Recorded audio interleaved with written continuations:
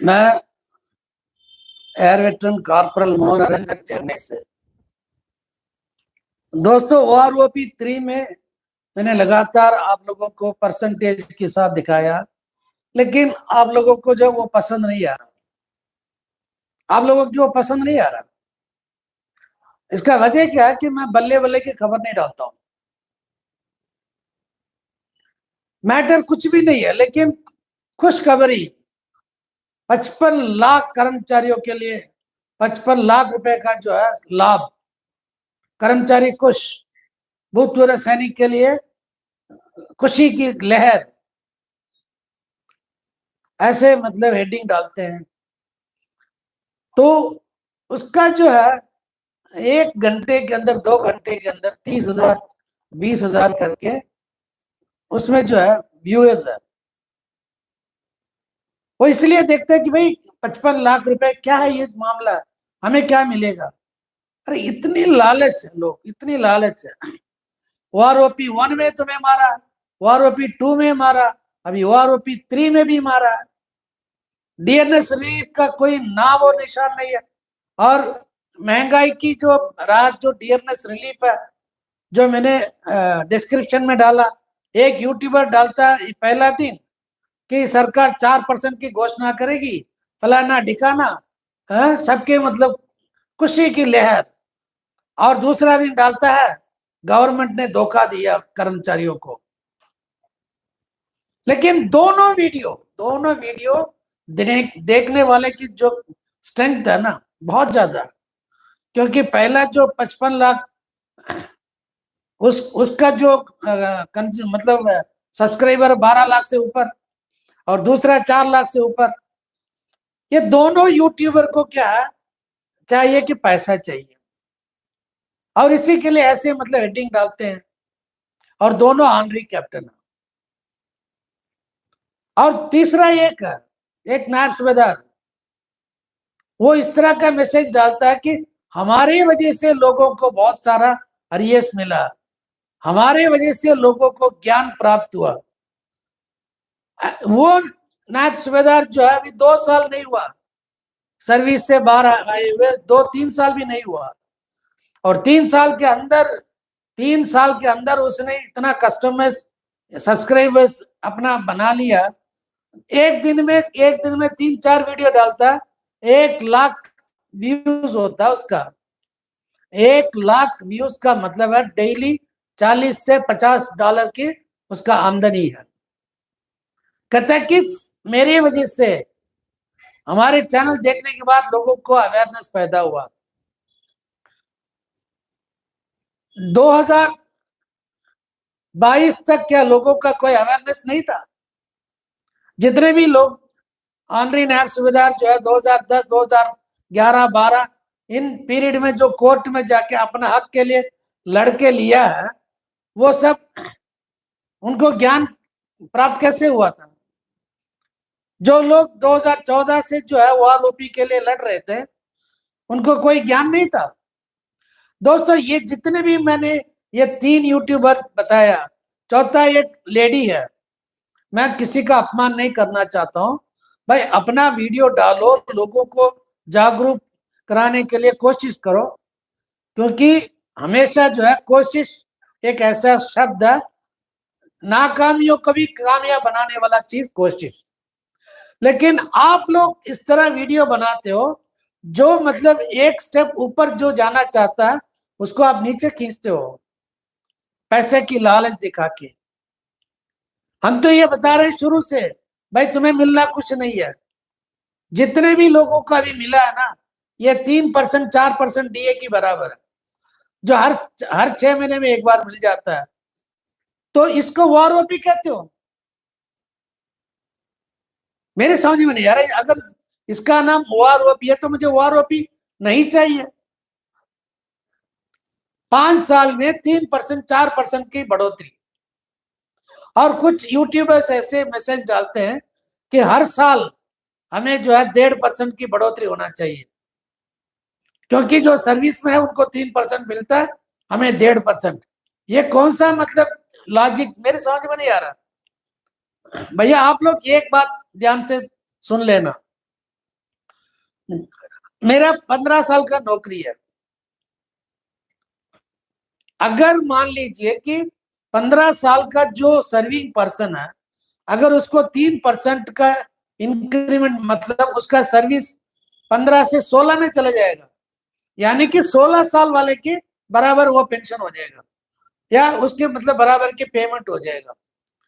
जो 14 साल वाले जब मेरे बराबर के आएंगे तो मेरा और उनका बराबर होगा। अब लोग कहते हैं कि 5 साल में मतलब 15%, उसका आधा 7.5% मिलना चाहिए। ये लोगों को मतलब इस तरह बेवकूफ बनाते हैं। भाई लोगों को सिखाओ। डॉक्टर बाबा अंबेडकर ने एक ही बात, एक ही शब्द बताया, एजुकेट सबको, फिर उसके बाद इकट्ठे करो, फिर उसके बाद आंदोलन करो। जब तक आप पूरा लोगों को अवेयरनेस पैदा नहीं हो करेंगे, जब तक जनता अवेयरनेस उनके दिल में नहीं आएगा, जब तक हम एक साथ नहीं होंगे, कभी हम लड़ नहीं सकते, कभी लड़ नहीं सकते। दोस्तों, हमारे में एक कहावत है, जो मटके में पानी है ना, जिस मटके में पानी पूरा होता है ना, उसमें से पानी नीचे नहीं गिरता। जब नदी से जब पानी लेके आते हैं, रिवर से, तो पूरा मटका भरा हुआ पानी कभी नीचे नहीं गिरता। जो आधा से भी नीचे या आधा की पानी है ना, वो ऐसे होते होते घर पहुंचते पहुंचते उसमें से और आधा निकल जाएगा। ऐसे ही है ना, जो अच्छा काम करने वाले हैं ना, वो कभी बात ही नहीं करते। हमारे मेरा और कैप्टन ओम प्रकाश जाडेजा, हमारे बीच में बहुत सारा जो है डिफरेंस ऑफ ओपिनियन बहुत ज्यादा है। लेकिन 2-3 दिन पहले उसका एक वीडियो था, मैंने देखा, उसमें 2 भूतपूर्व सैनिक के बारे में जिक्र किया, जो मतलब अपनी गांव और अपनी आसपास की जितने भी मतलब उसके डिस्ट्रिक्ट में जो भी है, उनके लिए किस तरह की मदद करते हैं। ऐसे लोग चाहिए हमें, हमारे बीच में ऐसे लोग नहीं है। कल मैंने एक वीडियो देखा जिसमें वो अभी जो हाल ही में एक घटना हुआ था ना, एक सूबेदार मेजर के साथ, उनके घर में लोग गए, उनसे बात किया, सब कुछ किया, लेकिन मेरी समझ में एक बात नहीं आ रहा।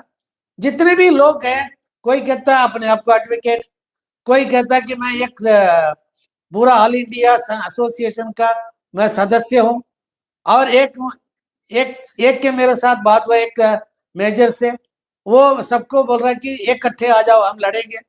लेकिन आगे कोई नहीं आया लड़ने के लिए, सब उसके कमरे में जाके फोटो के लिए बस पोस्ट मतलब कह रहे हैं कि हम लड़ेंगे लड़ेंगे।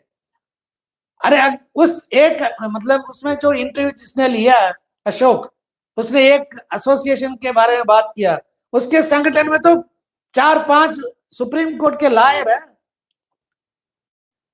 ये कोर्ट में केस क्यों नहीं करते हैं? उस पुलिस, जो भी मतलब पुलिस कर्मचारी उसमें इन्वॉल्व था, उसके ऊपर सीधा एफआईआर क्यों नहीं करवाते हैं? दोस्तों, ये सब जो है ना, दिखाने के लिए कहते हैं कि हम एक साथ है, लेकिन हमारे बीच में वाकई में जो है, कोई हमारे बीच में यूनिटी है ही नहीं। यूनिटी क्यों नहीं है? अभी जब मैं कहता हूं जब हमारे बीच में एकता नहीं है, तो उसकी वजह क्या है? जो 13 महीने 14 महीने जो हमने मेहनत किया, यूनिटी पैदा क्यों नहीं हुआ? एकता की जो लोगों के दिल में था, लेकिन बाहर क्यों नहीं निकला? क्योंकि हम सब खुदगर्श है। अभी देखो, एक 16 साल हवलदार से आया हूं, मेरी पेंशन बेसिक क्या होगा? मैं कुछ और बात कर रहा हूं, ये पेंशन के बारे में बात कर रहा है। ऐसे लोग हमारे बीच में, तो हम कहां से इकट्ठे होंगे? कभी इकट्ठे नहीं हो सकते। एक हमारे कैप्टन साहब है हिमाचल से, वो एक संगठन का जो अध्यक्ष है, उनके संगठन में वकीलों से भरा हुआ, और जिस संगठन का वो हिमाचल का अध्यक्ष है, उस संगठन में जनरल से लेके जनरल, मेजर जनरल, यहाँ तक कि हमारे डिफेंस मिनिस्टर भी उनके साथ मिले हुए हैं। मैंने 2-4 फंक्शन में डिफेंस मिनिस्टर राजनाथ सिंह जी आए थे। आप लोग आगे क्यों नहीं जाते हैं? एफआईआर क्यों नहीं करवाते हैं? सब पीछे से लोगों को आवाज दे रहे हो। हमने तो यही इसी के लिए कोशिश किया था, एक बहुत बड़ा संगठन बनाना करके। तोड़ा किसने? जब तक हमारे बीच में हमारे साथ गद्दारों की अगर एक पूरा बटालियन है तो हम आगे कहां बढ़ेंगे? अभी सोचो, अभी टाइम है, सोचो। क्योंकि एक फौजी कभी हार नहीं मानता, वैसे एक जुआरी भी कभी हार नहीं मानता। कोशिश करते रहो, कोशिश करते रहो। एक दिन आप जो है उस सीढ़ी तक पहुंच सकते हो जहां से आपका कामयाबी शुरू होता है। दोस्तों, मैं इसलिए कह रहा हूं ना, 2015 में हमने इसी के लिए हमने संगठन स्टार्ट किया था दिल्ली में, armed forces veterans association of India. India में आज वो एक ही ऐसे संगठन है जेसीओ जवान का जिसमें 3000 से ऊपर मेंबर है, लेकिन वो आगे नहीं आते। खुदगर्ज, सेल्फिश है वो, उसको चाहिए पद चाहिए, लेकिन लड़ने के लिए हिम्मत नहीं है। अफसोस की बात है, उस संगठन में आजकल क्या है, सबसे ज्यादा मेंबर्स हो गया पंजाब से, और पंजाब एक ऐसे स्टेट है वो मतलब लड़ने के लिए आगे आते हैं सबसे पहले। और उस संगठन का जो अध्यक्ष है वो भी एक सरदार है, उसके में वो गुण नहीं है जो गुण हमारे जो 2023 फरवरी से जो बैठे हुए थे ना, वैसे जो है वैसे ऐसे गुण कोई कुछ नहीं है। आज भी पंजाब से लोग पूछते हैं, भैया बोलो कब से स्टार्ट करें, हमें आंदोलन करना है, हमें अपनी हक के लिए लड़ना है। और एक ऐसे संगठन है जिसमें 3000 से ऊपर मेंबर है, वो कायर जैसे, चूहे जैसे पिल के मतलब उसमें छुपा हुआ है। दोस्तों, मैं ये क्यों कह रहा हूं कि हम कामयाब क्यों नहीं होते? एक संगठन है वो कहता है कि हम ऑल इंडिया बेसिस में, हमारे पास लाखों की संख्या है, हर स्टेट में 40 मतलब 5000 6000 मेंबर है। वैसे तो है ही नहीं, मुझे पता है। वो आगे क्यों नहीं आते हैं? लेकिन पीछे से वही लोग आवाज देते हैं, इकट्ठे होना, लड़ना है। दोस्तों, सोच लेना, अभी टाइम है, अभी टाइम है। आगे जाके रोना पड़ेगा आप लोगों को। मैं स्पर्श के टाइम में भी आपको बताया था, वार ओपी में बताया था, अभी फिर चेतावनी दे रहा हूं। आगे जाके, अभी तो 1-2 मार खा रहे हैं हर एक स्टेट में, आगे जाके हर एक डिस्ट्रिक्ट में मार खाओगे, हर एक गांव में मार खाओगे। क्या कर लोगे? ऐसे वीडियो बनाओगे, अपना डेली 1 लाख व्यूअर्स बढ़ा के $50-100 कमा के चुपचाप बैठ जाओगे घर में, बाकी मरेंगे। सोच लो जवानों, सोच लो, अभी नहीं तो कभी नहीं। जय हिंद, वंदे मातरम, भारत माता की जय।